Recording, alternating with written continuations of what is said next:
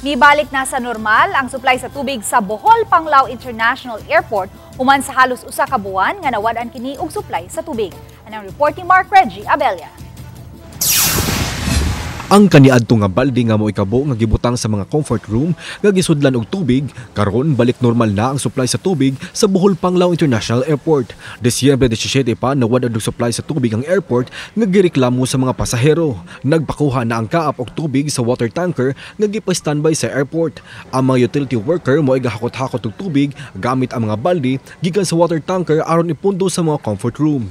Matud ni Angelo Ibanez, acting airport manager sa Bohol Panglao International Airport, nga nakapangita ng kasulbaran si Bohol Governor Erico Aristotol Aumentado nga mo'y mipatawag og emergency meeting sa miaging Huwebes. Mikuha og laing supplier og tubig ang lalawigan human wala na makasupply og tubig ang nahaunang supplier sa tubig sa airport. Ang tubig gikan sa water tanker ikonektar sa pump house sa airport aron direkta kini mo supply sa tubig sa mga comfort room. As of karon, ang atong panubig yun sa atong terminal is wag undang. No, 24 hours ta nagkasige og paagas para yun na sa atong mga pasahero for their easement, for their safety po, no, sa ilang sanitation.